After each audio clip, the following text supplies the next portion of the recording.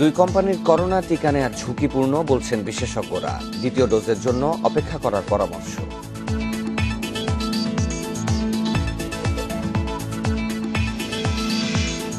ভূপ্রকৃতির গঠনের জন্যই ভূমিকম্প ঝুঁকিতে সিলেট অঞ্চল। দেশে ৮ মাত্রার ভূমিকম্পের সংখ্যায় বিশেষজ্ঞরা।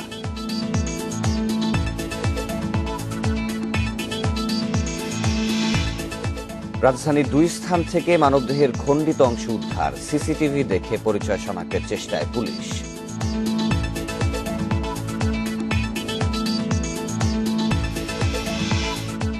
ভূষণছড়া গণহত্যা ৩৭ বছরেও মেলেনি ক্ষতিপূরণ, হয়নি বিচার। পাহাড়ে হত্যা করা হয় ৪০০ গ্রামবাসীকে।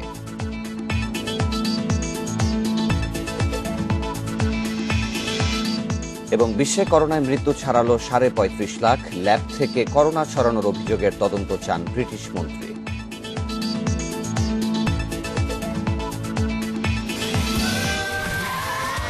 Saudi Extreme.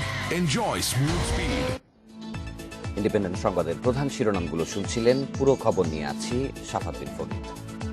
অক্সফোর্ড অ্যাস্ট্রাজেনেকা টিকার প্রথম ডোজ যারা নিয়েছেন তাদের অন্য টিকার দ্বিতীয় ডোজ নেওয়া উচিত হবে না বলে মনে করছেন বিশেষজ্ঞরা। স্বাস্থ্য অধিদপ্তর বলছে, টিকা সংকট থাকলেও বিভিন্ন উৎস থেকে টিকা সংগ্রহের চেষ্টা চলছে। শাহ আলম 19 মে করোনার টিকার দ্বিতীয় ডোজ নেওয়ার কথা থাকলেও টিকা স্বল্পতায় কয়েকবার কেন্দ্রে এসে ফিরে গেছেন। আমি 19 তারিখে আমার ডেট লেখা আছে এবং মোবাইলে মেসেজ গেছে 19 তারিখ থেকে আজকে 28 তারিখ পর্যন্ত আমি প্রত্যেক দিন এসে ঘুরতেছি। সকাল 7টা থেকে একবার আমরা 1টা 2টা পর্যন্ত ঘুরতেছি, কিন্তু ওনার টিকা দিচ্ছি এই অবস্থা, আমি কোনো একটা ডেট দিতেছি না। তার মতো একই অবস্থা আরও অনেকে। দ্বিতীয় ডোজের টিকা এখনো না পাওয়ায় অনিশ্চয়তায় পড়েছেন তারা। দিন যাচ্ছে, প্রতিনিয়ত বিভিন্ন নিউজে আসছে যে টিকা শেষ হয়ে গেছে অলরেডি। যারা সেকেন্ড ডোজে দিবে তাদেরই টিকা নাই। এখন আমরা যারা শেষের দিকে দিয়েছি আমাদের তার সম্ভাবনাই নাই। সে ঘুরে যাচ্ছি, টিকার খুঁজও পাচ্ছি না, লাইনে দাঁড়িয়ে আছি। ওরা পরে বলে দেয় যে টিকা শেষ হয়ে গেছে, আর দেওয়া যাবে না আজকে। প্রথম ডোজের টিকা নেওয়া বন্ধ থাকলেও এখন দ্বিতীয় ডোজের টিকা দিতে হিমশিমে হাসপাতাল কর্তৃপক্ষ। যেটুকু মজুদ আছে সেটা কিন্তু সেভাবে চালিয়ে যাওয়া হচ্ছে এবং সবাইকে বলা হচ্ছে সেকেন্ড ডোজের মেসেজটা পাওয়ার পরে আসেন, কারণ ভিড় করলে কিন্তু সেখান থেকে কিন্তু সংক্রমণটা ছড়িয়ে পড়বে স্বাস্থ্যবিধি না মানলে। রেশনিং করে চালানো হচ্ছে এবং যে ডোজটা আমাদের বাকি আছে আপনারা জানেন যে সবাই আতঙ্কিত হয়ে যদি চলে আসে লাভ তো হবে না, কারণ আমাদের তো জানেন ঘাটতিটা আছে। স্বাস্থ্য অধিদপ্তর বলছে সম্ভাব্য সব জায়গা থেকেই টিকা সংগ্রহের চেষ্টা করছে সরকার। আমরা চেষ্টা করছি যে কোনো সোর্স থেকে এই টিকাটা আনার জন্য, যদি আমরা আনতে পারি এটা কভার করে দেব। পরাজয়ের সঙ্গে আপনারা যোগাযোগ করছেন? আমরা ইউকের সাথে যোগাযোগ করেছি, আমরা কানাডার সাথে যোগাযোগ করেছি, আমরা ইউএস এর সাথে যোগাযোগ করেছি। প্রথম ডোজের টিকা নেয়ার পর অন্তত 3 থেকে 4 মাসের মধ্যে দ্বিতীয় ডোজ টিকা গ্রহণ নিরাপদ বলছেন বিশেষজ্ঞরা। পৃথিবী যতগুলো গবেষণা হয়েছে এখন পর্যন্ত যে এই অ্যাস্ট্রাজেনেকার টিকা নেওয়ার পর অন্য কোনো টিকা নিতে পারবো কিনা, এমন কোনো গবেষণা কিন্তু পাওয়া যায়নি। সেই জন্য আমরা এখন কোনো অ্যাডভাইস করছি না যে প্রথম ডোজ নেওয়ার পরে অ্যাস্ট্রাজেনেকার টিকা নেওয়ার পরে অন্য কোনো টিকা নিতে পারবে এমন কোনো আবিষ্কার নেই। সেজন্য আমরা না নেওয়ার জন্য পরামর্শ দিচ্ছি। প্রথম ডোজ নেওয়ার পরে কিন্তু আমরা 3 থেকে 4 মাস সময় পাবো দ্বিতীয় ডোজ নেওয়ার জন্য। টিকা গ্রহীতাদের হতাশ না হয়ে অপেক্ষার পরামর্শও দিচ্ছেন বিশেষজ্ঞরা। Nahid Kamal, independent News, Dhaka. Corona মোকাবিলায় আগের শর্তেই চলমান বিধিনিষেধ বাড়ল আরও 7 দিন। তা বহাল থাকবে 6 জুন মধ্যরাত পর্যন্ত। পাশাপাশি সীমান্তবর্তী জেলাগুলোতে লকডাউনের সুপারিশ পেয়েছে সরকার। এদিকে সংক্রমণ রোধে ভারতের সাথে সীমান্ত আরও 2 সপ্তাহ বন্ধ থাকবে বলে জানিয়েছেন জনপ্রশাসন প্রতিমন্ত্রী। করোনা মোকাবিলায় লকডাউনের সময়সীমা বাড়ছেই, তবে ঢাকা সহ সারা দেশে চলছে গণপরিবহন, দূরপাল্লার যানবাহন, খোলা মার্কেট, ব্যবসা প্রতিষ্ঠান থেকে হোটেল রেস্তোরাঁও। এ অবস্থায় আগের শর্ত বহাল রেখে চলমান বিধিনিষেধ বাড়ল আরও 1 সপ্তাহ। তা কার্যকর থাকছে 6 জুন মধ্যরাত পর্যন্ত। জনপ্রশাসন প্রতিমন্ত্রী বলছেন, জনস্বাস্থ্য বিশেষজ্ঞ ও জাতীয় কারিগরি কমিটির পরামর্শে বিধিনিষেধের মেয়াদ বাড়ানো হয়েছে। তা তুলে নেওয়া হতে পারে শনাক্তের হার 5% নিচে নামলে। আরও 1 সপ্তাহের জন্য এটা সেভাবেই চলমান থাকবে। আর বিষয়টি আসলে আপনারা নিশ্চয়ই জানেন যে সংক্রমণকে আমরা চাচ্ছি যে 5%-এর কাছাকাছি নিয়ে আসার জন্য। 5% এসে গেলে কিন্তু সেটাকে বলা হয় যে একটি স্বস্তিজনক অবস্থা আছে এবং সেটি ঝুঁকিপূর্ণ নয়। তো সেরকম একটি অবস্থার মধ্যে আমরা নিতে চাই। সাতক্ষীরা, কুষ্টিয়া, রাজশাহী, যশোর ও নাটোর এই 5 জেলার করোনা পরিস্থিতি প্রশ্নে প্রতিমন্ত্রী বলেন, সীমান্তবর্তী জেলা লকডাউনের একটি সুপারিশ এসেছে, তা নিয়ে সরকার চিন্তা ভাবনা করছে। সীমান্তবর্তী 5টি জেলার বিষয়ে একটি প্রস্তাব এসছে, তো সেখানে যেহেতু সংক্রমণটা একটু বৃদ্ধি পেয়েছে, সে আলোকে যদি সেখানে আমাদের নিয়ন্ত্রণ করতে হয়, ওই জায়গাগুলোতে চলাফেরার উপর আমাদের নিয়ন্ত্রণ আরোপ করতে পারবো, যেটি আমরা চাঁপাইনবাবগঞ্জে করেছি তাৎক্ষণিকভাবে। তো সেটি আমরা পর্যবেক্ষণ করছি। ভারতের সঙ্গে 36টি সীমান্ত বন্ধ রাখার সিদ্ধান্ত 2 সপ্তাহের জন্য নেওয়া হয়েছে বলেও জানিয়েছেন প্রতিমন্ত্রী। এতে 14 জুন পর্যন্ত বন্ধ থাকছে স্থলবন্দরগুলো। Asif Hamusha, Independent News, Dhaka. এদিকে সীমান্তবর্তী জেলাগুলোতে করোনা সংক্রমণের হার বেড়ে যাওয়ায় রয়েছে বাড়তি উদ্বেগ। এ নিয়ে আরও জানাতে এবার মোংলা ও সাতক্ষীরা থেকে যোগ দিচ্ছেন আমাদের সহকর্মীরা। শুরুতে যাব বাগেরহাটে, সেখানে দ্বিতীয় দিনের মতো চলছে লকডাউন, সেখানে রয়েছেন সহকর্মী জাহিদুল ইসলাম। জাহিদুল, মোংলায় করোনা লকডাউনের আজকের চিত্র কেমন দেখছেন? সাধারণ মানুষের মধ্যে সচেতনতা বেড়েছে কিনা?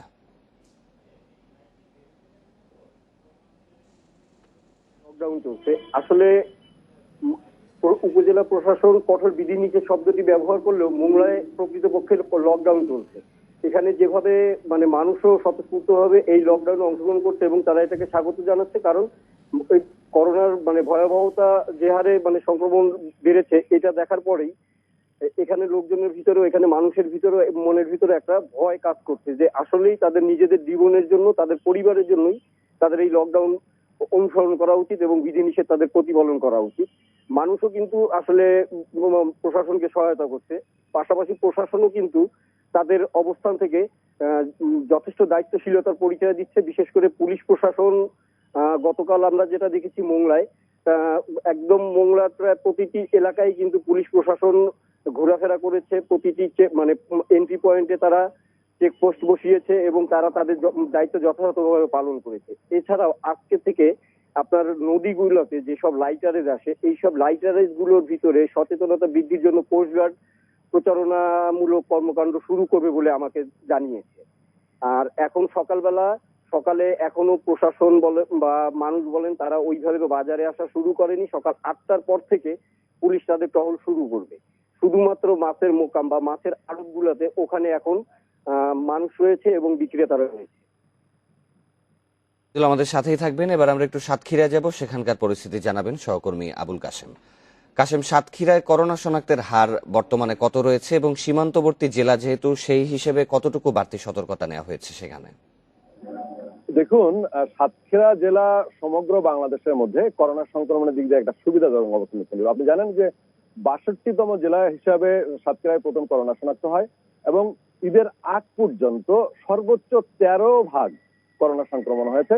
সুতরাং সব সময়ই সাতক্ষীরা একটা সুবিধাজনক অবস্থানে ছিল, বিশেষ করে আপনার করোনা সংক্রমণের দিক দিয়ে এবং মৃত্যুর দিক দিয়ে। এখানকার স্বাস্থ্য যে ব্যবস্থাপনা, সেটাও কিন্তু ভালো ছিল। তো সবকিছু উলটপালট হয়ে গেছে আসলে ঈদের পরে ঢাকা ফেরত মানুষের চাপ, পাশাপাশি এটা সীমান্ত জেলা হওয়াতে, বিশেষ করে ভারত থেকে যখন ইন্ডিয়াতে ব্যাপকভাবে কড়াকড়ি আরোপ করা হয়, তখন কিন্তু যারা শত শত বাংলাদেশি মানুষ যারা ভারতে কাজ করতে বা অন্যান্য কাজে যেতেন, তারা কিন্তু অবৈধভাবে তারা সীমান্ত অতিক্রম করে বাংলাদেশে প্রবেশ করেছেন, এ মর্মে কিন্তু জনশ্রুতি আছে। পাশাপাশি যারা ভারত ফেরত পাসপোর্ট যাত্রী, যারা ভারতে ছিলেন বাংলাদেশের, তাদেরকে সাতক্ষীরায় হোম কোয়ারেন্টাইনে রাখা হয়েছিল 2 শতাধিক ব্যক্তিকে, এবং এই 2 শতাধিক ব্যক্তির মধ্যে 19 জনের কিন্তু করোনা শনাক্ত হয়েছে। যদিও আইডিসিআর এর থেকে এখনো ফলাফল জানা যায়নি যে তাদের যে করোনা শনাক্ত হয়েছে সেই ধরনটা ভারতীয় কিনা।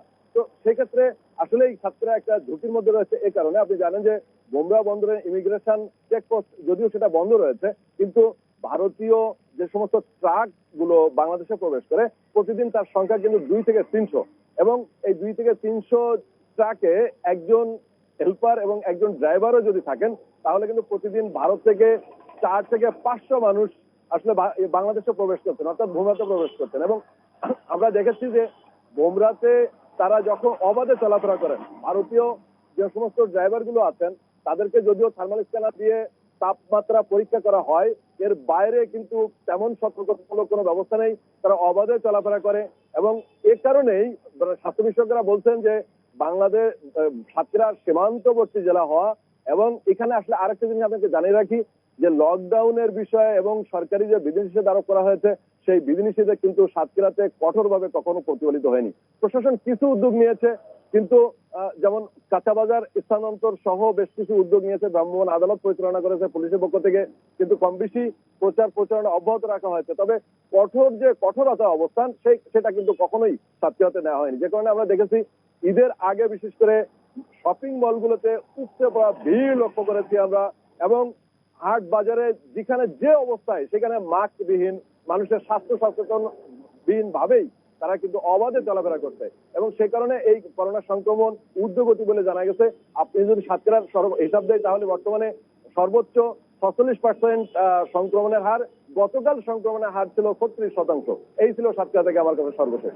সীমান্তবর্তী জেলার করোনা পরিস্থিতি জানাচ্ছিলেন সহকর্মীরা।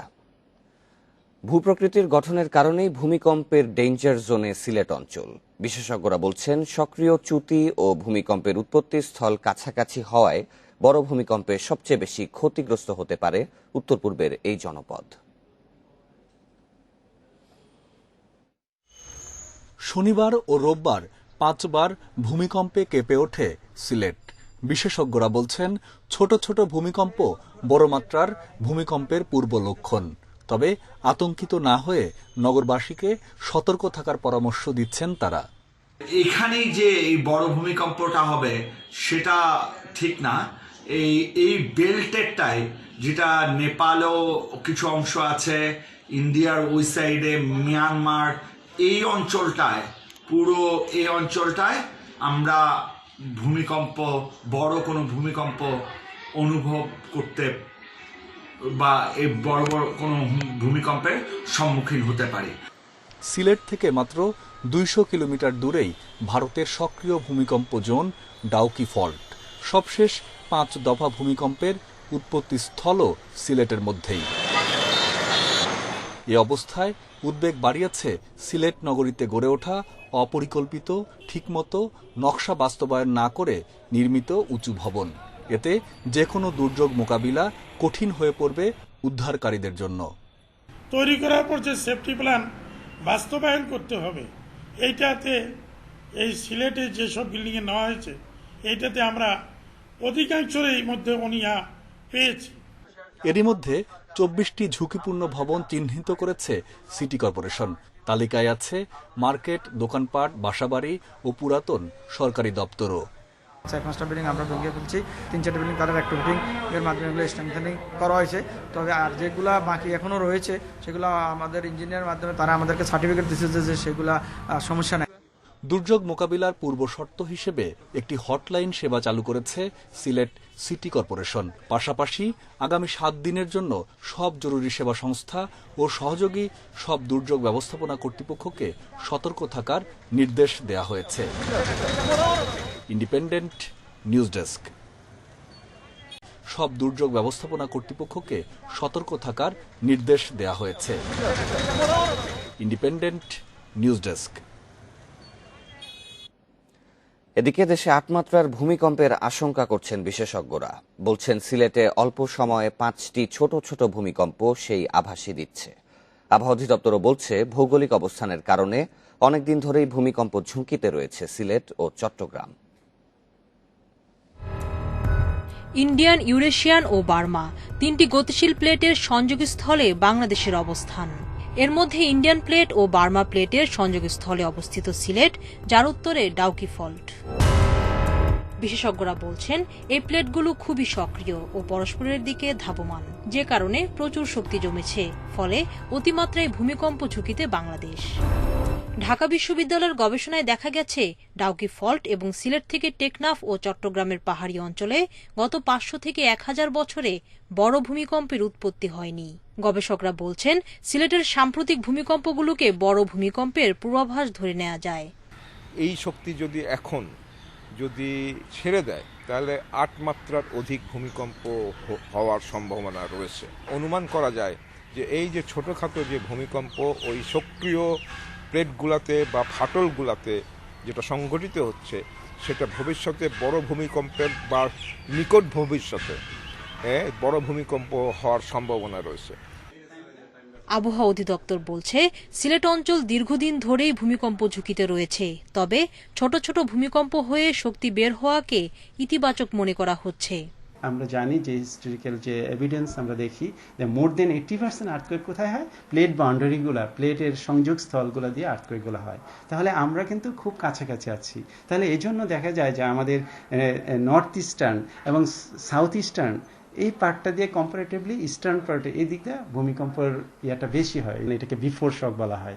কিন্তু আবার দেখা গেছে একটা বিগ ইভেন্ট হলে অনেকগুলো ছোট ইভেন্ট হয়, কারণ এটা স্টেবল হওয়ার জন্য। 1897 সালে ডাউকি ফল্টের পশ্চিমে 8.7 মাত্রার ভূমিকম্প হয়েছিল, যা এই ভূখণ্ডে সর্বোচ্চ। সুলতানা জাহান মিতু, ইন্ডিপেন্ডেন্ট নিউজ, ঢাকা। রাজধানীর মহাখালী ও তেজগাঁও থেকে মানবদেহের খণ্ডিত অংশ উদ্ধার করেছে পুলিশ। রোববার রাত 9টার দিকে মহাখালীতে এবং আজ ভোর 5টার দিকে তেজগাঁও থেকে এসব খণ্ডাংশ উদ্ধার করা হয়। পুলিশ জানিয়েছে, মহাখালী কাঁচা বাজারের কাছে ঢাকা ময়মনসিংহ মহাসড়কের পাশে অটোরিকশা থেকে একটি বস্তা ফেলে দেয়া হয়। এ সময় আশপাশের মানুষ বস্তার বাঁধন খুলে মরদেহ দেখতে পায়। খবর পেয়ে পুলিশ মরদেহটি উদ্ধার করে ময়নাতদন্তের জন্য ঢাকা মেডিকেলের মর্গে পাঠায়। আশপাশের ভবনে সিসিটিভি ফুটেজ দেখে মরদেহের পরিচয় শনাক্তের চেষ্টা চলছে বলে জানিয়েছে পুলিশ। এদিকে ভোর 5টার দিকে রাজধানীর তেজগাঁওয়ের রাস্তার পাশ থেকে দেহের আরও কিছু খণ্ডাংশ উদ্ধার করা হয়। তবে দুই স্থানে পাওয়া খণ্ডিত অংশ একই ব্যক্তির কিনা তা নিশ্চিত নয়।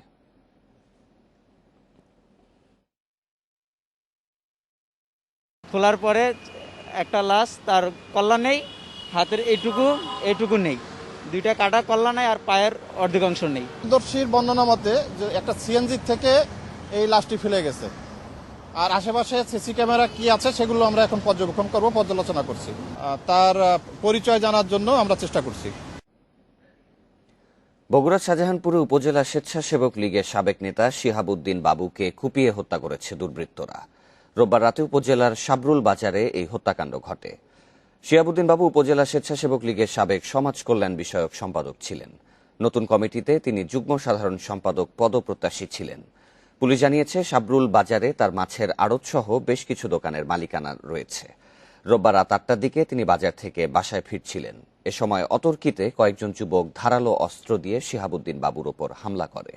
বাজারে শত শত মানুষের সামনে অস্ত্রধারীরা তাকে এলোপাতাড়ি কুপিয়ে মৃত্যু নিশ্চিত করে পালিয়ে যায়।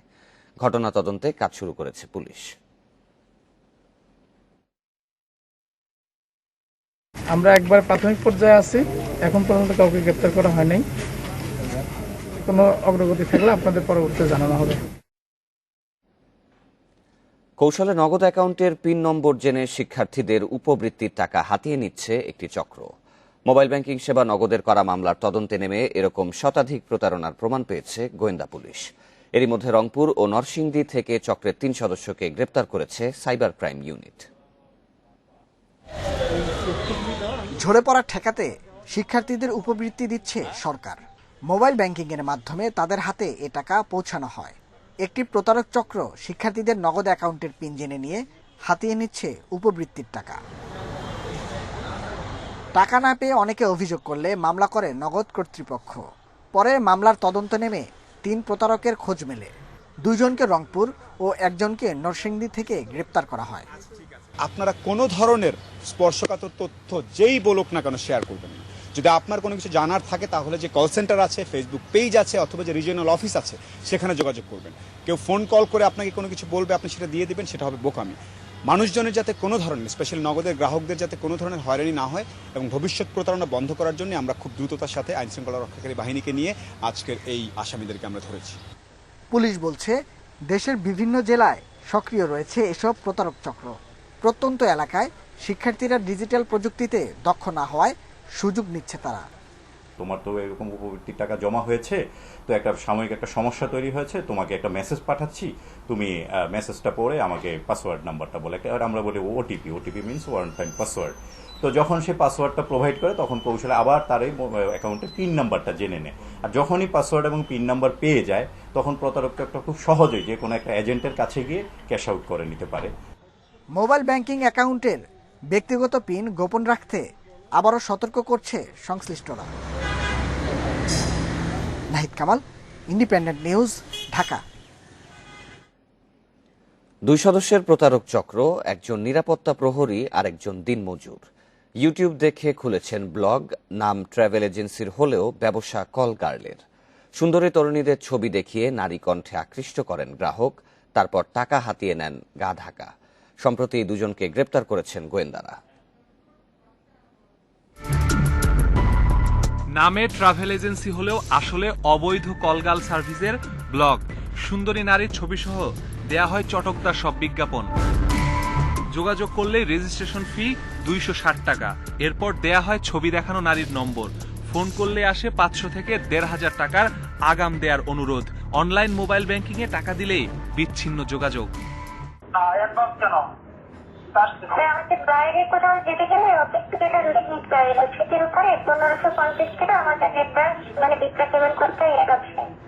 বিষয়টি গুলশান বিভাগের গোয়েন্দাদের নজরে এলে মিরপুরে অভিযান চালিয়ে আমিন নামে এক নিরাপত্তা প্রহরী ও যশোর থেকে গ্রেপ্তার করা হয় দিনমজুর শহীদকে। গ্রেপ্তারের পর আমির জানিয়েছে, বছরখানেক আগে এমন একটি সাইটের খোঁজ পায় সে। পরে ইউটিউব দেখে নিজেই ফাঁদেন ব্যবসা। আমি যে ওয়েবসাইটটা তৈরি করছি এই জন্য আমি সার্ভিস চার্জ নিতাম কাস্টমারের কাছ থেকে। প্রতি কাস্টমার প্রতি 260 টাকা সার্ভিস চার্জ নিয়ে নাম্বারটা ওদের কাছে দিয়ে দিতাম। কেউ যোগাযোগ করলে প্রথমে দেয়া হতো শহীদের ফোন নম্বর। শহীদ দিনমজুর হলেও ফেসবুকে নানা নারীর নামে ফেক আইডি খুলে ফোনে সফটওয়্যারের মাধ্যমে নারী কণ্ঠে কথা বলতে পারদর্শী। এভাবেই তার পরিচয় আমিরের সঙ্গে। পরে যুক্ত হন আমিরের ভুয়া কলগাল সার্ভিসে। আমি মেয়ে সেজে আমার যে ফোন আছে বাটন ফোনে ভয়েস পাল্টানো যায়, সেই ফোনটা দিয়ে ভয়েস চেঞ্জ করে আমি কথা বলতাম কাস্টমারদের সাথে। আর ক্লায়েন্টদের পাঠানো টাকা তোলা হতো মোহাম্মদপুরের একটি বিকাশ এজেন্টের দোকান থেকে। বলছিলাম যে 200-500 টাকা এইভাবে আসে, তা আমি তো বুঝতাম না যে ও যে খারাপ কাজে লোক আছে কিনা না আছে সেগুলো আমি জানতাম। গোয়েন্দারা বলছেন এরা পেশাদার প্রতারক চক্র। শুধু টাকা নয়, প্রলোভন দেখিয়ে ডেকে নিয়ে বড় ক্ষতি করতে পারে। তাই এসব থেকে দূরে থাকার আহ্বান তাদের। এরা আসলে একেবারেই প্রতারক শ্রেণীর লোক। এরা কোনো ব্রোথেল চালায় না।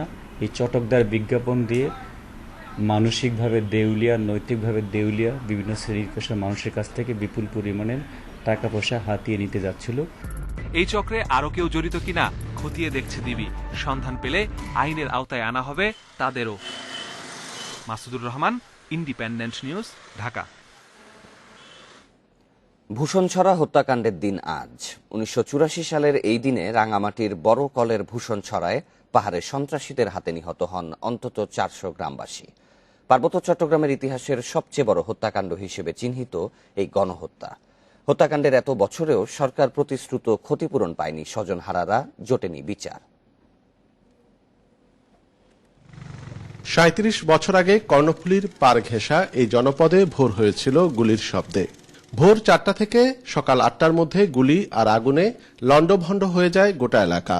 প্রাণ বাঁচাতে বনবাদারে লুকিয়েও শেষ রক্ষা হয়নি অনেকেরই। যারা ভাগ্যক্রমে বেঁচে গেছেন তাদের অনেকেই হয়েছে গুরুতর আহত। অনেকেই হারিয়েছেন পরিবারের একাধিক সদস্য। আমার বাবা, আমার মা, ছোট ভাই, তাদেরকে ঘরে আগুন দিয়ে জ্বালিয়ে ব্রাশ করে কুপিয়ে হত্যা করেছে। স্বজনহারা এসব মানুষ সে সময় মামলা করতে চাইলেও নেয়নি সংশ্লিষ্ট থানা। তৎকালীন সরকার প্রধানের ক্ষতিপূরণ দেবার আশ্বাসও রয়ে যায় কাগজে কলমে। জায়গা জমিন এখন আমরা এই পর্যন্ত এখন সরকার আমাদেরকে বুঝাই দেয়নি। ভুক্তভোগীরা বলছেন এই ঘটনার মূল কুশীলব সে সময়ের শান্তি বাহিনীর প্রীতি গ্রুপের 3 নম্বর সেক্টরের সামরিক নেতা মনীষপন দেওয়ান ওরফে মেজর রাজেশ, যিনি পরে বিএনপি সরকারের পার্বত্য চট্টগ্রাম বিষয়ক উপমন্ত্রীও হয়েছিলেন। যদিও একে অপপ্রচার বলছেন সাবেক এই উপমন্ত্রী। সেই মেজর রাজেশের নেতৃত্বেই এই হত্যাকাণ্ড, পাকুয়াখালী ট্র্যাজেডি এবং পার্বত্য এলাকার বেশ কিছু তার নেতৃত্বে হত্যাকাণ্ড পরিচালিত হয়। 40 বছর পরে এই সমস্ত ঘটনা যদি হয়, এখানে তো বহু রকমের ঘটনা হয়েছে, লোগাং থেকে শুরু করে কাউখালী বিভিন্ন ঘটনা, এগুলো সমস্ত কিছু হোক। প্রশাসন বলছে ক্ষতিগ্রস্তদের পুনরায় যাচাই বাছাইয়ের কাজ শুরু হয়েছে। পাশাপাশি পাহাড়ের সম্প্রীতি বজায় রেখে পুরনো এই ঘটনায় ক্ষতিপূরণের ব্যবস্থা নেবে সরকার।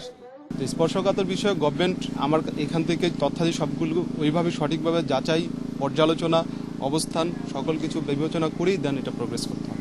রোববার এই হত্যাকাণ্ড স্মরণে ভূষণছড়ায় শোকসভা ও গণকবর জিয়ারত করে নিহতদের স্বজনরা। ইতিহাসের পাতায় যুক্ত হয়েছে দীর্ঘ সময়, কিন্তু স্বজনহারাদের বেদনার ক্ষত এখনো শুকায়নি। সারি সারি এসব গণকবরে কার স্বজন কোথায় আছে সেটিও জানা নেই অনেকের। অনুপম শীল, ইন্ডিপেন্ডেন্ট নিউজ, ভূষণছড়া, রাঙামাটি। এ বিষয়ে আরো জানাতে এবার রাঙামাটি থেকে যোগ দিচ্ছেন সহকর্মী হিমেল চাকমা। হিমেল, ভূষণছড়ার হত্যাকাণ্ড নিয়ে ক্ষতিগ্রস্তরা কি বলছেন?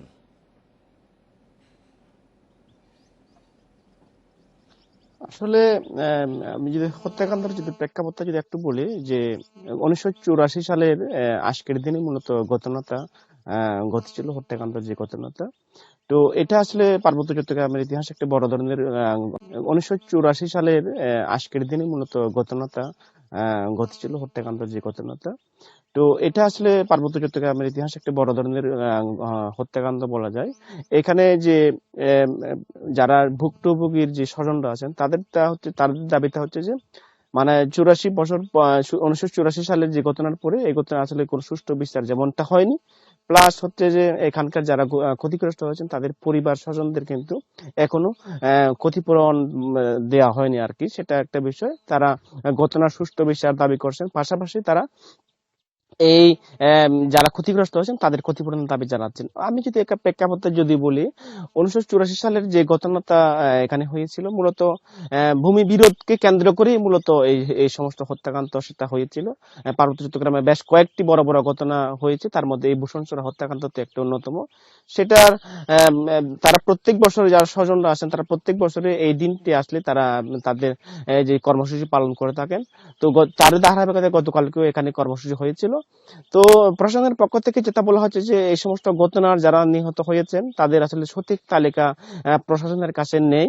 তো একটা বিষয় যে আমি বলে রাখি, এই যে বড় ধরনের ঘটনার যে শুধু বাঙালিরা যে হত্যাকাণ্ডের শিকার হয়েছে সেটা না, কিন্তু এই যে বড় ঘটনার মধ্যে সেখানকার যে পাহাড়ি তারাও কিন্তু ক্ষতিগ্রস্ত হয়েছিল, সে তালিকাও কিন্তু আসলে প্রশাসনের কাছে নেই। আপনাকে একটা বিষয় জানিয়ে রাখি যে এই যে পার্বত্য চট্টগ্রামে যে আভ্যন্তরীণ উদ্বাস্তু যে কথাটা বলা হয়, মূলত এই সমস্ত বড় বড় হত্যাকাণ্ডের ঘটনার পরে কিন্তু এই ধরনের আভ্যন্তরীণ উদ্বাস্তু ঘটনাগুলো হয়েছে, সেটা যেমন পাহাড়িও আছেন তার মধ্যে বাঙালিরাও আছেন। অর্থাৎ মূলত ভূমি বিরোধকে কেন্দ্র করে এই সমস্ত হত্যাকাণ্ডগুলো ঘটেছিল, যার কারণে নিরাপত্তা তাগিদে নিরাপদ স্থানে হয়তো বাঙালিরা চলে গেছেন এক পর্যায়ে, আর অন্যদিকে পাহাড়িরা নিরাপত্তা স্থানে যে সমস্ত এলাকায় সাংঘর্ষিক অবস্থা তারাও কিন্তু সেই সমস্ত এলাকায় সেরে তারা নিরাপদ স্থানে গেছেন। তারপরে দেখা যাচ্ছে একটা আভ্যন্তরীণ উদ্বাস্তু পরিবেশ তৈরি হয়েছে। তো আমরা দেখেছি যে 1997 সালের চুক্তির পরে যে বলা হয়েছিল যে আভ্যন্তরীণ উদ্বাস্তুদের যে পুনর্বাসন করা বা তাদের জমি ফিরিয়ে দেওয়া, কিন্তু আমরা দেখতে পাচ্ছি যে এখনো পর্যন্ত সেটা কোনো সরকারের পক্ষ থেকে এখনো উদ্যোগ গ্রহণ করা হয়নি। শুধু ভূষণছড়া হত্যাকাণ্ড, অন্যান্য হত্যাকাণ্ডের ঘটনা যে সমস্ত যে উদ্বাস্তু ঘটনা ঘটেছিল সেক্ষেত্রে কোনো কিন্তু এখনো পর্যন্ত ক্ষতিপূরণ বা ঘটনাগুলো সুস্থ বিচার হয়নি। এই হচ্ছে আমার কাছে সর্বশেষ তথ্য। ভূষণছড়া হত্যাকাণ্ডের পরবর্তী অবস্থা জানাচ্ছিলেন সহকর্মী হিমেল চাকমা। ডায়াবেটিসের কারণে দেশে প্রায় 7,000 মানুষ অন্ধ, আর ডায়াবেটিস জনিত অন্ধত্ব রোগ রেটিনোপ্যাথিতে ভুগছেন 6,09,000 রোগী। সময়মতো চোখ পরীক্ষা না করার কারণে অন্ধত্ব বাড়ছে ডায়াবেটিস আক্রান্তদের। 3 বছর ধরে ডায়াবেটিসে ভুগছেন শাহিদা বেগম। এখন চোখেও ঝাপসা দেখেন, তাই চোখ পরীক্ষা করাতে এসেছেন তিনি। পরীক্ষা শেষে চিকিৎসক জানালেন চোখের ভেতর রক্তক্ষরণ হচ্ছে শাহিদার, অর্থাৎ ডায়াবেটিক রেটিনোপ্যাথিতে আক্রান্ত শাহিদা। হাসপাতালে এমন সমস্যা নিয়ে এসেছেন আরও অনেক ডায়াবেটিক রোগী। 2002 থেকে আমার ডায়াবেটিস থেকে ধরা পড়েছে, সেই থেকে চোখের সমস্যা মানে একটু থেকে কম দেখছি, এবং 2007 একেবারেই মানে অতি কম দেখা শুরু করছি। চোখটা শুরু হয়ে যাচ্ছে আর বলতেছে নাকি আজকাল বৃত্তি বলে কি চিকিৎসা করতে হবে। চিকিৎসকেরা বলছেন 10 বছর ডায়াবেটিস থাকলে 25 ভাগের রেটিনোপ্যাথি হয়। বর্তমানে ডায়াবেটিক রেটিনোপ্যাথিতে ভুগছেন 6,09,746 জন। এক চোখ অন্ধ হয়ে গেছে 24,000 মানুষের, আর দৃষ্টিশক্তি পুরোপুরি হারিয়েছেন 6,928 জন। বেশিরভাগ রোগী অন্ধ হয় যারা এটাকে অসচেতন, যারা ডাক্তারের পরামর্শ নিতে জানে ডায়াবেটিস হয়েছে কিন্তু চোখের ডাক্তার দেখায় না। যদি ডাক্তারের কাছে যায় তাহলে কিন্তু সে অন্ধ হবে না। চোখে লেজার ট্রিটমেন্ট দিয়ে বা আর অন্যান্য ট্রিটমেন্ট আছে দিয়ে সে যাতে অন্ধ না হয় সেই ব্যবস্থাটা চোখের ডাক্তার করতে পারে। অনিয়ন্ত্রিত ডায়াবেটিসের কারণে রেটিনার ক্ষুদ্র রক্তবাহী নালী আটকে রক্ত সরবরাহ বন্ধ হয়, তৈরি হয় নতুন রক্তবাহী নালী। এ সময় কোনো উপসর্গ দেখা দেয় না বলে নীরবে অন্ধত্বের দিকে যায় রোগী। চোখে কম দেখা ও ঝাপসা দৃষ্টি রেটিনোপ্যাথির প্রাথমিক লক্ষণ। সেটাকে যদি আমরা খুব আর্লি স্টেজে ট্রিটমেন্ট করতে পারি তাহলে এটা নিয়ে জীবনভর চোখের আলো নিয়ে টেকে থাকা যাবে। কিন্তু অসুবিধাটা হচ্ছে যে ডায়াবেটিক রেটিনোপ্যাথি প্রথম পর্যায়ে যখন হয়, প্রাথমিক পর্যায়ে আসলে রোগী তো অসুবিধা হয় না, রোগী বুঝতে পারে না। আর আরেকটা ত্রুটি হচ্ছে যে ডায়াবেটিস রোগীদেরকে যে চোখ পরীক্ষা করতে হবে নিয়মিত, এই ধারণাটা বোধহয় এখনো সব জায়গায় পৌঁছেনি। চোখের চিকিৎসায় হাসপাতালের পাশাপাশি দেশের 90টি কমিউনিটি ভিশন কেয়ার সেন্টার চালু আছে। এসব সেন্টার থেকে বিনামূল্যে মিলছে সব ধরনের সেবা। বলা হয়ে থাকে বাংলাদেশের প্রতি 10 জন মানুষের একজন ডায়াবেটিসে আক্রান্ত, আর এদের বেশিরভাগই জানেন না ডায়াবেটিসের কারণে তারা অন্ধ হয়ে যেতে পারেন, তাদের দৃষ্টিশক্তি চিরতরে হারিয়ে যেতে পারে। ডায়াবেটিস জনিত অন্ধত্ব প্রতিরোধে চিকিৎসকদের পরামর্শ, যারা ডায়াবেটিস রোগী তারা যেন বছরে অন্তত একবার চোখ পরীক্ষা করান। হাসান মিসবাহ হিসাবে গত এক বছরে লেনদেন হয়েছে 6 কোটি টাকা। মাদ্রাসা রোহিঙ্গাদের জন্য বিদেশ থেকে আসা অনুদান রাজনৈতিক তৎপরতায় ব্যবহার করেছে হেফাজত। এছাড়াও কিছু নেতা বিপুল অর্থ আত্মসাৎ করেছেন বলেও প্রমাণ পেয়েছেন গোয়েন্দারা। 2013 থেকে 21 পর্যন্ত বিভিন্ন সময়ে নানা ইস্যুতে রাজধানী সহ দেশের বিভিন্ন জায়গায় তাণ্ডব চালিয়েছে হেফাজত। সবশেষ স্বাধীনতার সুবর্ণ জয়ন্তীতে মোদির বাংলাদেশ সফরকে ঘিরে সহিংস হয়ে ওঠে সংগঠনটির নেতাকর্মীরা। এসব ঘটনায় 17টি মামলার তদন্ত করছেন গোয়েন্দারা। আটক নেতাদের জিজ্ঞাসাবাদে আর্থিক অনিয়মের তথ্যও মিলেছে। পুলিশ বলছে মাদ্রাসা ও রোহিঙ্গাদের জন্য বিদেশ থেকে আসা অনুদান রাজনৈতিক তৎপরতায় ব্যবহার করেছে হেফাজত। বিপুল অর্থ আত্মসাৎ করেছেন সংগঠনটির নেতারা। মামুনুল হক সাহেবের অ্যাকাউন্ট থেকে আমরা কিন্তু 6 কোটি টাকার লেনদেনের তথ্য পেয়েছি এক বছরে। এই অ্যাকাউন্টগুলো বিশ্লেষণ করে দেখা যায় যে অনেক টাকা এর মধ্যে থেকে তারা আত্মসাৎ করেছে, তছরূপ করেছে, এবং যে টাকাগুলো এসেছে এগুলোর আবার সঠিক হিসাব কিতাব নেই, এবং কোনটা কোন খাতে ব্যয় হবে সেটারও কোনো সুনির্দিষ্ট নীতিমালা নেই।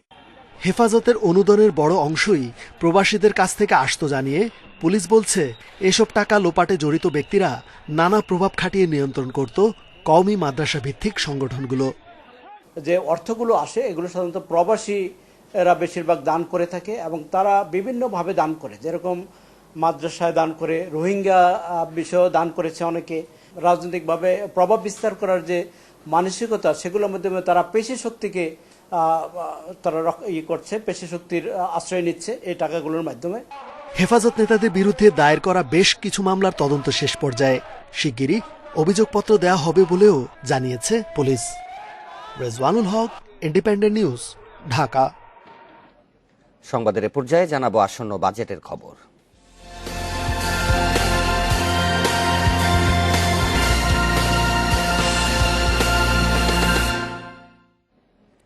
আসছে বাজেটে শেয়ার বাজারে তালিকাভুক্ত ও তালিকার বাইরে থাকা প্রতিষ্ঠানের মধ্যে কর্পোরেট করের ব্যবধান বাড়ানোর আহ্বান জানিয়েছে নিয়ন্ত্রক সংস্থা বিএসইসি। পাশাপাশি অপ্রদর্শিত অর্থ বৈধ করার সুযোগ আবারও চান বাজার সংশ্লিষ্টরা। বাজেট যতই ঘনিয়ে আসছে ততই চাঙাভাব শেয়ার বাজারে। দেশের প্রধান শেয়ার বাজার ঢাকা স্টক এক্সচেঞ্জের প্রধান সূচক ডিএসইএক্স ছুঁয়েছে ৬,০০০ পয়েন্টের মাইলফলক। আসছে বাজেটে তালিকাভুক্ত প্রতিষ্ঠানগুলোতে কর্পোরেট কর হার কমানোর পাশাপাশি ডিভিডেন্ড আয়ের উপর কর ছাড় ৫০,০০০ থেকে বাড়িয়ে ১.৫ লাখ টাকা করে দেয়া সহ বিভিন্ন দাবি জানিয়েছেন শেয়ার বাজার সংশ্লিষ্টরা।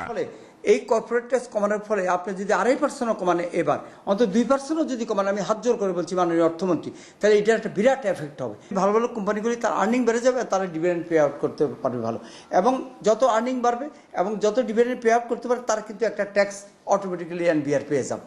চলতি অর্থ বছরে ৩১১ জন বিনিয়োগকারী শেয়ার বাজারের মাধ্যমে অপ্রদর্শিত অর্থ বৈধ করার সুযোগ নিয়েছেন। ১০% কর দিয়ে বিনিয়োগ করেছেন ৪৩০ কোটি টাকা। আগামীতে এ সুবিধা আবারও চায় ডিএসসি। আজকে এই করোনার সময় আজকে যদি আপনি এই কাজটা না করেন তাহলে কি হবে? এই টাকাটা কি হবে?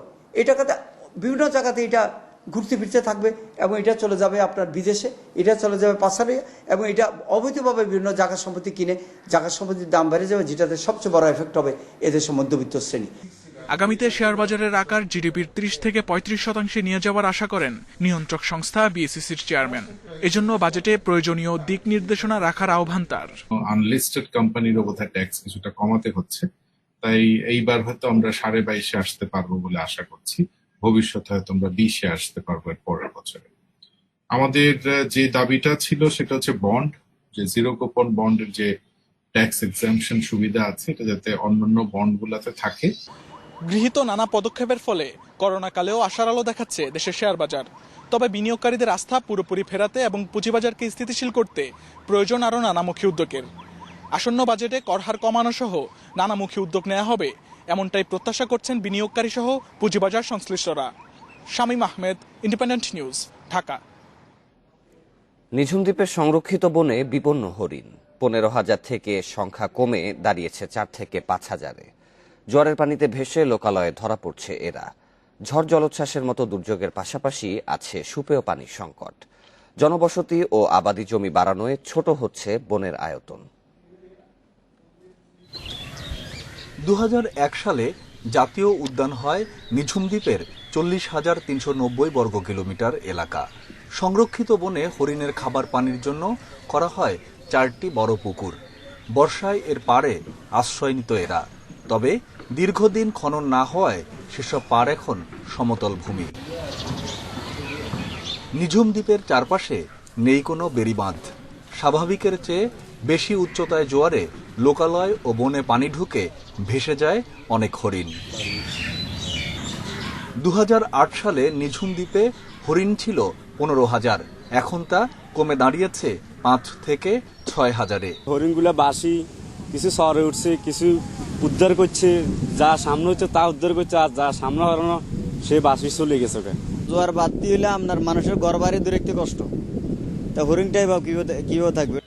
এছাড়া প্রাকৃতিক দুর্যোগ, খাদ্যের অভাব সহ নানা কারণে কমছে সংখ্যা। এদের রক্ষায় বনে মাটির কিল্লা, সুপেয় পানির ব্যবস্থা সহ জরুরি পদক্ষেপ দরকার মনে করে বন বিভাগও। জরুরি ভিত্তিতে যদি পুকুরগুলো খনন করে পার উঁচু করা হয়, তাহলে হরিণের এই জলোচ্ছ্বাসের সময় পানি বৃদ্ধি পেলেও হরিণের আবাসস্থল ঠিক থাকবে এবং অন্য সময় শীতকালে হরিণের পানির ব্যবস্থা থাকবে। প্রাণীবিজ্ঞানীরা বলছেন, জনবসতি ও আবাদি জমি বাড়ানোয় ছোট হচ্ছে হরিণের আবাসস্থল। এ বন এখন সর্বোচ্চ 3,000 হরিণের বসবাসের উপযোগী। প্রতি বছরই কিন্তু আমাদের জলোচ্ছ্বাস হচ্ছে, বিভিন্ন ধরনের আমরা ন্যাচারাল ক্যালামিটি যেগুলি বলি সেগুলি হচ্ছে। এগুলিতেও আমাদের হরিণের পপুলেশনের উপর একটা চাপ পড়ছে। যে জনবসতি বলি এটা কিন্তু ক্রমান্বয়ে জলোচ্ছ্বাস হচ্ছে, বিভিন্ন ধরনের আমরা ন্যাচারাল ক্যালামিটি যেগুলি বলি সেগুলি হচ্ছে। এগুলিতেও আমাদের হরিণের পপুলেশনের উপর একটা চাপ পড়ছে। যে জনবসতি বলি এটা কিন্তু ক্রমান্বয়ে বনের ভিতর ঢুকে যাচ্ছে। ধান চাষের যে জমির পরিমাণ বাড়ানোর জন্য গাছগুলি কেটে ফেলা হচ্ছে। ফলে সার্বিকভাবে কিন্তু আমাদের নিঝুম দ্বীপে যে হরিণগুলি আছে তাদের উপরে এই চাপটা আছে। নিঝুম দ্বীপ জাতীয় উদ্যানের হরিণ ও জীববৈচিত্র্য রক্ষায় দ্রুত উদ্যোগ না এলে সংকট আরও বাড়বে বলে জানাচ্ছেন প্রাণীবিজ্ঞানীরা। Mamunur Rashid, Independent News desk. কিশোরগঞ্জে অজানা রোগে আক্রান্ত হয়ে কয়েক হাজার হেক্টর জমির পাট গাছ নষ্ট হওয়ার পথে। বিদেশি কেনাফ জাতীয় বীজ দিয়ে আবাদ করা এই রোগের ধরন ও প্রতিকার কোনোটিই জানে না পাট গবেষণা ইনস্টিটিউট। কৃষকদের অভিযোগ, তাদের এমন দুরবস্থায় পাশে পাচ্ছে না কাউকেই। তবে কৃষি বিভাগ বলছে, ক্ষতিগ্রস্তদের প্রয়োজনে সরকারি সহায়তা দেয়া হবে।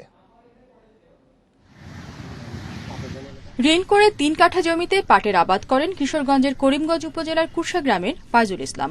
তবে পাট গাছ হলুদ রং ধারণ করার অল্প সময়ের মধ্যেই মরে যাচ্ছে। তার কষ্টের ফসল নিয়ে কোনো প্রতিকার না পেয়ে অসহায় কৃষক। মানে কোনো লোক আমাদের খবর নেয় না। ওখানে আমরা 3 কাঠা জমি কি করতে পারি, আমার তো মানে একবারে মাথা হাত। আমি এটা ঋণ করে করছি। একই অবস্থা জেলার কয়েক হাজার কৃষকের। অজানা রোগে পাটের গাছ হলুদ হয়ে শুকিয়ে যাওয়ায় ক্ষতির আশঙ্কায় তারা। এই বছর তো আমরা মাঠে শেষ, কৃষি বিভাগের তো আমরা কয় খবরই লয় না। আমরা কি করবাম আমরা এটা মানে বুঝতে পারতাছি না।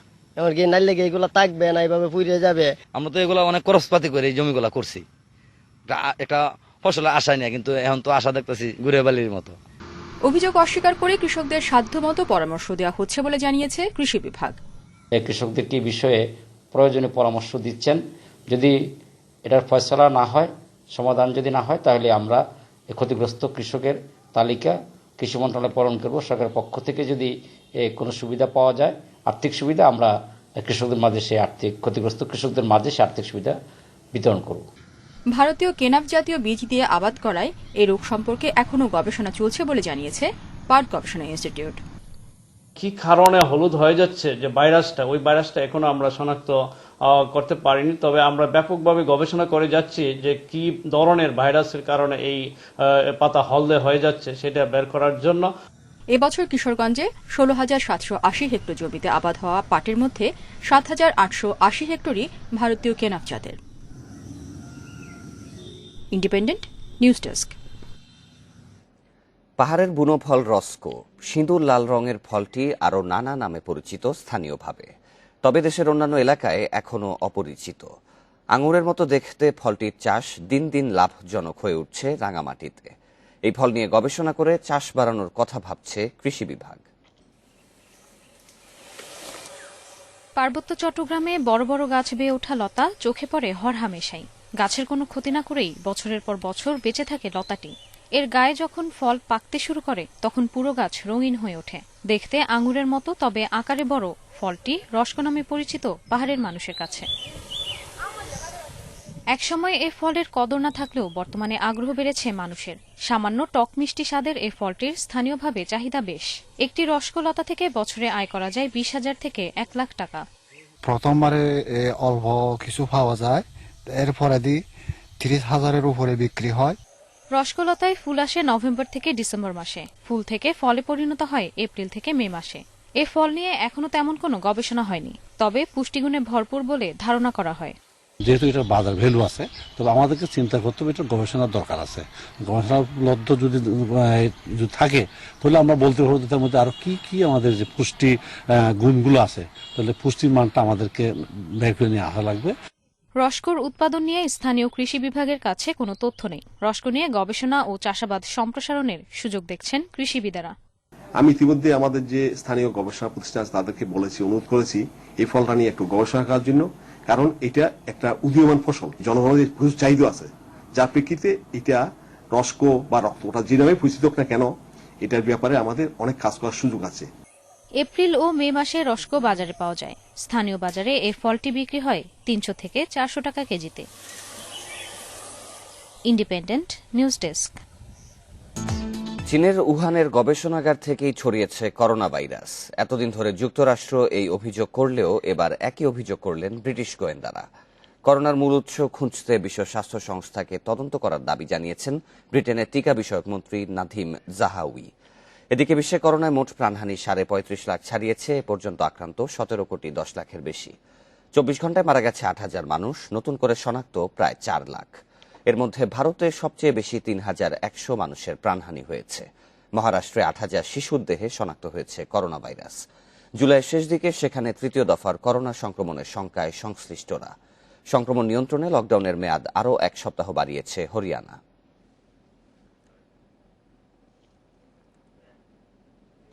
ক্ষমতাচ্যুত হওয়ার শঙ্কায় ইসরায়েলের প্রধানমন্ত্রী বেনিয়ামিন নেতানিয়াহু। তাকে হটাতে জোট সরকার গঠনে একমত হয়েছে দেশটির প্রধান বিরোধী দলগুলো। এর মধ্যে রয়েছে উগ্র ডানপন্থী ইয়ামিনা পার্টি ও ইয়েশ আটিদ পার্টি।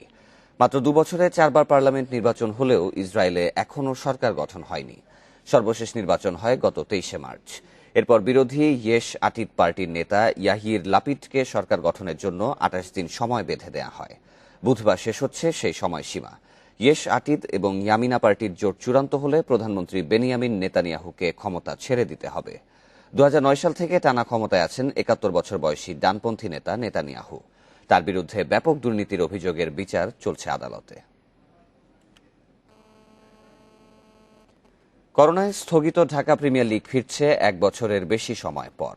টি-20 বিশ্বকাপ বিবেচনায় এবছরের সংস্করণ হবে 20 ওভারে। প্রথম দিনে আলাদা ম্যাচে মাঠে নামছে আবাহনী, মোহামেডান, প্রাইম ব্যাংক সহ 12 ক্লাব। মিরপুর ও বিকেএসপির 2 ভেন্যুতে প্রতিদিন 6টি করে ম্যাচ। ঢাকার ক্লাব ক্রিকেটের ঐতিহ্যবাহী 2 দল আবাহনী এখনো নাম ধরে রেখেছে। মোহামেডান ঐতিহ্য হারিয়েছে অনেক আগেই, তবে নতুন কমিটি এসে সাদা কালোদের ভাগ্য বদলের দায়িত্ব নিয়েছে। এবছর মোহামেডানকে নেতৃত্ব দেবেন সাকিব। জাতীয় দলের আরেক সতীর্থ তাসকিন আছেন সাদা কালো ডেরায়, বাকিরা ঘরোয়া ক্রিকেটে নিয়মিত পারফর্মার। অনুশীলনে যোগ দিতে না পারলেও শাইনপুকুরের বিপক্ষে খেলবেন সাকিব। সাকিব যে টিমে থাকবে ওই টিম সবসময় কিন্তু একটা চ্যাম্পিয়ন ফাইট টিম হয়ে থাকে। আমরা প্রতিটা ম্যাচ বাই ম্যাচ প্ল্যান করব এবং আমাদের প্রত্যেকটা ম্যাচে 2 পয়েন্ট খুবই ইম্পর্টেন্ট। তারকায় ভরপুর আবাহনী। শ্রীলঙ্কার বিপক্ষে সিরিজ শেষ করে যোগ দিয়েছেন মুশফিক, লিটন, নাইম শেখ, সাইফুদ্দিনরা। কনকাশন চোটে অস্বস্তি নেই সাইফুদ্দিনের। পার্টেক্সের বিপক্ষে আগের বছরের অভিজ্ঞতায় এবার সতর্ক আকাশী নীলরা। আমার তো মনে হচ্ছিল যে আমি শেষ ওয়ানডেটা খেলতে পারতাম, বাট যাই হোক ফিজিও হয়তো বা রিস্ক নেয় নাই। এখানে লাইটলি নেওয়ার কিছু নাই, ডোমেস্টিকে সবাই ভালো খেলে, আর যেহেতু অনেক দিন ধরে যারা ঘরোয়া লিগ খেলে আসছে, অনেকদিন খেলা নেই, তারা আরো বেশি উদ্বিগ্ন। বিকেএসপিতে প্রাইম ব্যাংক ও গাজী গ্রুপের ম্যাচে চোখ রাখবে সবাই। মুখোমুখি তামিম ভার্সেস রিয়াদ। দু দলের মিডিওকার ক্রিকেটারের ছড়াছড়ি, তবে রুবেল, মুস্তাফিজ, শরীফুলদের অভিজ্ঞতা এগিয়ে রাখবে প্রাইম ব্যাংকে। ওভারঅল টিমটা এক্সপেরিয়েন্স এবং অসাধারণ টিম কম্বিনেশন আছে, যে টিমটা নিয়ে আমরা খুবই ভালো রেজাল্ট আশা করতে পারি। বিকেএসপিতে আছে আরো 2 ম্যাচ। লেজেন্ডস অব রূপগঞ্জের প্রতিপক্ষ ওল্ড ইউএইচএস। 4 নম্বর মাঠে প্রাইম দোলেশ্বর খেলবে ব্রাদার্সের বিপক্ষে। শেরে বাংলায় দিনের দ্বিতীয় ম্যাচে শেখ জামালের প্রতিপক্ষ খেলাঘর। শুরুর 4 থেকে 5 ম্যাচ মাশরাফির সার্ভিস পাবে না ধানমন্ডি দলটি। করোনা পজিটিভ ইমরুলকে নিয়ে অনিশ্চয়তা আছে। প্রথম থেকেই জয়ের অভ্যাস গড়ার প্রত্যয় অধিনায়ক সোয়ানের। Saiful Majumder, Independent News. সংবাদ শেষ করার আগে শিরোনামগুলো আরো একবার। 2 কোম্পানির করোনা টিকা নেওয়া ঝুঁকিপূর্ণ বলছেন বিশেষজ্ঞরা, দ্বিতীয় ডোজের জন্য অপেক্ষা করার পরামর্শ। ভূপ্রকৃতির গঠনের জন্যই ভূমিকম্প ঝুঁকিতে সিলেট অঞ্চল, দেশে 8 মাত্রার ভূমিকম্পের সংখ্যায় বিশেষজ্ঞরা। রাজধানী 2 স্থান থেকে মানবদেহের খণ্ডিত অংশ উদ্ধার, সিসিটিভি দেখে পরিচয় শনাক্তের চেষ্টায় পুলিশ। ভূষণছড়া গণহত্যা 37 বছরেও মেলেনি ক্ষতিপূরণ, হয়নি বিচার। পাহাড়ে হত্যা করা হয় 400 গ্রামবাসীকে। এবং বিশ্বে করোনায় মৃত্যু ছাড়ালো 35.5 লাখ। ল্যাব থেকে করোনা ছড়ানোর অভিযোগের তদন্ত চান ব্রিটিশ মন্ত্রী। এই ছিল এখনকার সংবাদে। ইন্ডিপেন্ডেন্ট টেলিভিশনের সব খবর আরো বিস্তারিত জানতে চোখ রাখুন ফেসবুক, ইউটিউব এবং টুইটারে। ধন্যবাদ সবাইকে।